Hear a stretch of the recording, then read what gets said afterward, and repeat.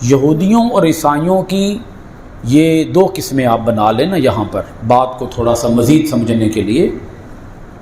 بعض یہودی عیسائی ایسے بھی ہوتے ہیں جو کہ ذمی ہوتے ہیں۔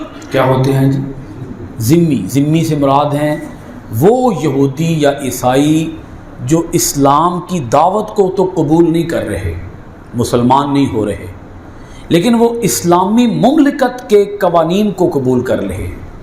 کس کو جی بولیے ذرا؟ اسلامی مملکت، اسلامی ریاست کے قوانین۔ اسلام وہ قبول نہیں کر رہے لیکن اسلامی ریاست کے قوانین کو قبول کر رہے۔ اگر وہ اسلامی ریاست کے قوانین قبول کر لیں تو اسلامی ریاست ان کے جان و مال کے تحفظ کی ذمہ دار ہو جائے گی، اور اس ذمہ داری کے بدلے میں وہ اسلامی حکومت کو، وہ جو یہودی اور عیسائی ہوں گے، وہ اسلامی حکومت کو جزیہ عطا کریں گے، جزیہ ادا کریں گے۔ جزیہ کسی ٹیکس کا نام نہیں ہے، جزیہ وہ مال ہے جو یہودی یا عیسائی اپنی جان اور اپنے مال کے تحفظ کے بدلے میں اسلامی حکومت کو باہمی رضامندی سے ادا کریں گے۔ باہمی رضامندی کا مطلب یہ جزیہ کی جو مقدار ہے وہ اسلامی حکومت اور یہودی اور عیسائی مل کے طے کریں گے۔ یہاں بھی اسلام نے کوئی ظلم کرنے کا حکم نہیں دیا۔ مقصد یہ نہیں ہے کہ ان سے پیسے بٹورے جائیں، ان سے مال بٹورا جائے، ان سے مال اکٹھا کیا جائے، بلکہ ان کا اسلام کا اصل مقصد یہ ہے کہ اس طریقے سے ان کو اسلام کو بڑے قریب سے دیکھنے کا موقع ملے گا، اسلام کو بڑے قریب سے دیکھنے کا موقع ملے گا۔ ان کا اسلام کے ساتھ ایک ریلیشن بنے گا، ایک تعلق بنے گا۔ مسلمان وہ نہیں ہو رہے۔ اسلام کہتا ہے تم رہو یہودی ہی رہو، عیسائی ہو عیسائی ہی رہو، بس صرف تم کیا کرو، اسلامی ریاستی قوانین کو قبول کر لو،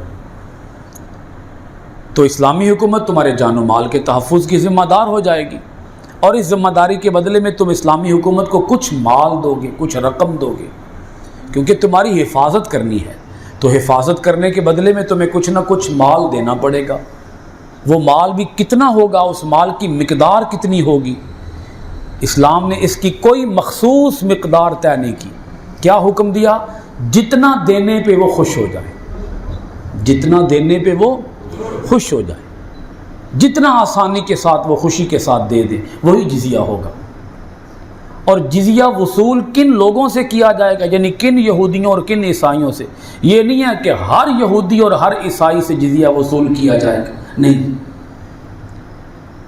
صرف باروزگار جوانوں سے جزیہ لیا جائے گا۔ کن سے جی بولیے؟ صرف باروزگار جوانوں سے، بس۔ جو بے روزگار ہیں یا بوڑھے ہیں یا مرد یا بچے ہیں، خواتین ہیں، بوڑھی عورتیں ہیں، جتنی بھی خواتین سے جزیہ وصول کیا ہی نہیں جائے گا، بوڑھوں سے جزیہ وصول کیا ہی نہیں جائے گا، چھوٹے بچوں سے جزیہ وصول کیا ہی نہیں جائے گا۔ اور یہ جو اصل مقصد ہے وہ بھی یہی ہے کہ ان کو کیا بنایا جائے؟ مسلمان بنایا جائے۔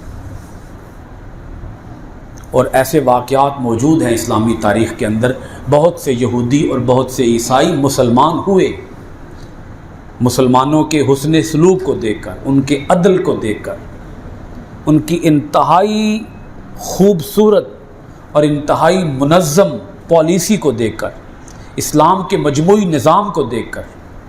مثلا حضرت فاروق اعظم رضی اللہ تعالیٰ عنہ کے دور میں جب سرکاری ملازمین یہودیوں اور عیسائیوں سے جزیہ وصول کرنے کے لیے جاتے، ایک جزیہ ہوتا ہے، ایک خراج ہوتا ہے۔ خراج وہ زمینی پیداوار میں سے ہوتا ہے، جزیہ ان کے مال میں سے ہوتا ہے۔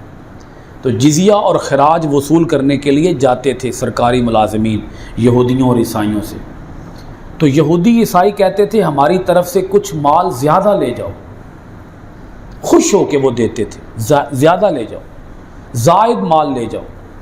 تو وہ حضرت فاروق اعظم رضی اللہ تعالی عنہ کے سرکاری ملازمین ہوتے تھے، اسلامی حکومت کے سرکاری ملازمین، اور حکومت بھی کس کی؟ حضرت فاروق اعظم رضی اللہ تعالی عنہ کی۔ تو وہ سرکاری ملازمین کہتے تھے کہ تم اگر خوشی سے دینا چاہتے ہو تو ہم پھر بھی تم سے ایک پائی پیسہ بھی زائد وصول نہیں کر سکتے، ہمیں اجازت نہیں ہے، اتنا ہی لیں گے جتنا تمہارے درمیان طے ہوا ہے، اس سے اوپر ایک ٹکا نہیں لیں گے، ایک پائی نہیں لیں گے۔ وہ مجبور کرتے تھے لے جاؤ، زائد لے جاؤ، کیونکہ ہمیں پتہ ہے کہ یہ ہماری فلاح کے لیے ہی پیسہ ہمارے اوپر ہی خرچ ہونا ہے۔ جناب عمر کسی کے ساتھ دھوکہ نہیں کرتے، کسی کے ساتھ دغا نہیں کرتے، کسی پر ظلم نہیں کرتے۔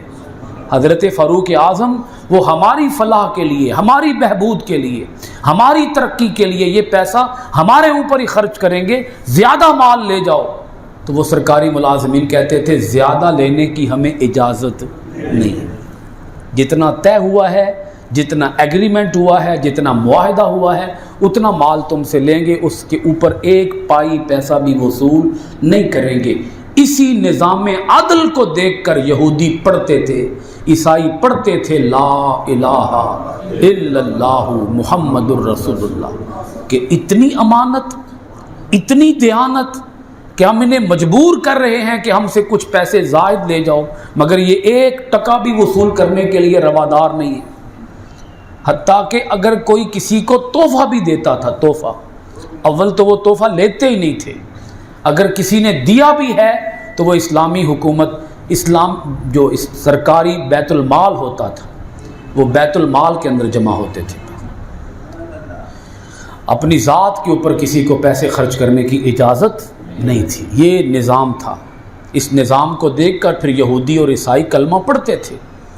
تو اصل مقصد تو ہے کہ ان کو مسلمان بنانا، دونوں طریقوں کے ساتھ۔ طریقہ نمبر 1 بحث مباحثہ، اور طریقہ نمبر 2 اگر وہ اسلام قبول کر لیں پھر تو بات ہی ختم ہو گئی، اور اگر وہ اسلام قبول نہیں کرتے تو کیا کریں؟ اسلامی ریاست کے قوانین قبول کر لیں۔ اگر وہ اسلامی ریاست کے قوانین بھی قبول نہ کریں تو اس کے بعد پھر باری آتی ہے جہاد کی۔ جہاد کی باری پہلے نمبر پہ نہیں ہے، جہاد کی باری تیسرے نمبر پہ ہے، یعنی فرسٹ سٹیپ کے اوپر ان کے ساتھ جہاد نہیں ہوگا، تھرڈ سٹیپ کے اوپر جا کر ان کے ساتھ جہاد ہوگا۔ فرسٹ سٹیپ کیا ہوگا؟ انہیں اسلام کی دعوت دی جائے گی۔ سیکنڈ سٹیپ کیا ہوگا؟ اسلامی ریاست کے قوانین قبول کرنے کی دعوت دی جائے گی، اور اگر وہ یہ دونوں دعوتیں ٹھکرا دیتے ہیں تو تیسرے سٹیپ کے اوپر جا کر ان کے ساتھ جہاد کی بات کی جائے گی۔ جیسے جزیہ اور خراج کے اصول ہیں، ایسے پھر آگے جہاد کے بھی اصول ہیں۔ تو اب ہمارا عالم یہ ہے، عالم ہمیں رب نے حکم تو یہ دیا کہ تم نے سربراہ بننا ہے، تم نے باغ ڈور سنبھالنی ہے، تم نے حکومت چلانی ہے، پوری دنیا کی زمام اقتدار کی باغ ڈور، پوری دنیا کے اقتدار کی باغ ڈور تمہارے ہاتھ میں ہونی چاہیے، اور دنیا کے تمام لوگ تمہارے ماتحت ہونے چاہیے۔ اسلام کو سپر پاور کہا گیا، اسلام کو سربراہ کہا گیا، اسلام کو حکومت دی گئی، اور ہماری صورتحال کیا ہے؟ ہم خود ماتحت بنے ہوئے ہیں، ہمارے اوپر غیر لوگ وہ حکومتیں کر رہے ہیں۔ سمجھ آ رہی ہے جی؟ میں نے کیا عرض کیا ہے؟ ہمارے اوپر غیر لوگ وہ ہمارے اوپر حکمران بنے ہوئے، ہم خود کیا بنے ہوئے ہیں؟ محکوم۔ بننا ہم نے کیا تھا؟ حاکم، اور حاکم بن کر دوسرے لوگوں کو بھی مسلمان بنانا تھا، لیکن خود ہی محکوم بنے ہوئے ہیں۔ اپنی جو حالت ہے وہ غلامی والی ہے، خود غلامی کی زندگی بسر کر رہے، اور اسلام نام رکھا ہوا ہے، نماز، روزہ، حج، زکوٰۃ، جہاد، قربانی، بس اس کا نام ہم نے اسلام رکھا، بس بکرے دمبے ذبح کیے، قربانیاں کی، بس جی ہمارا اسلام پورا ہو گیا، یہی اسلام کا ہم نے، اتنا ہی ہمارا اسلام ہے۔ مسجد کی حد تک، مسجد کی چار دیواری کی حد تک کوئی چند رسمیں اپنا لی، چند رسمیں، جی چند رسموں سے مراد کیا ہے؟ بھلا روزہ رکھ لیا، قربانی دے دی، بس وہ بھی تھوڑا بہت جتنا ہے کہ ہم کر سکتے ہیں، بس وہ۔ اسلام کا اگر آپ مجموعی سطح پر، مرکزی سطح پر، بنیادی سطح پر اگر آپ اسلام کا مطالعہ کریں تو اسلام یہ کہتا ہے کہ پوری دنیا کے اندر اسلام کو نافذ کرنا ہے۔ اللہ کی پوری زمین پر اسلام کو نافذ کرنا ہے، کائنات کے کونے کونے، گوشے گوشے، چپے چپے پر اسلام کو نافذ کرنا ہے، ہر جگہ پہ اسلام کو نافذ کرنا ہے، ہر گاؤں میں، ہر دیہات میں، ہر علاقے میں، ہر بستی میں، ہر شہر میں اسلام کو نافذ کرنا ہے۔ اللہ تعالیٰ نے طریقے بتائے ہیں، قرآن پاک کے اندر طریقے بتائے ہیں کہ تم نے اور لوگوں کو، غیر لوگوں کو، یہود و نصارہ کو تم نے مسلمان بنانا ہے تو کیسے بنانا ہے، اس کی درجہ بندی کے اعتبار سے سٹیپ بائی سٹیپ اللہ پاک نے سارے احکامات دیے۔ ہم نے اس کتاب کو ٹھپ کیا، بند کیا، اور اس میں سے جو اپنے مقصد والی چند چیزیں تھیں وہ نکال کے ہم بیٹھ گئے، بس جی ساڈا اسلام یہی ہے، ساڈا اسلام پورا ہو گیا، اور آپس میں ہم لڑ رہے ہیں۔ وہ آپس کے جو مسئلے ہیں ابھی تک وہی حل نہیں ہو پا رہے، اور ہمیں روٹی پانی اور دال کے چکر میں پھنسا دیا گیا۔ اپنی روٹی پانی پوری نہیں ہو رہی، اپنی گزر بسر ہی پوری نہیں ہو رہی۔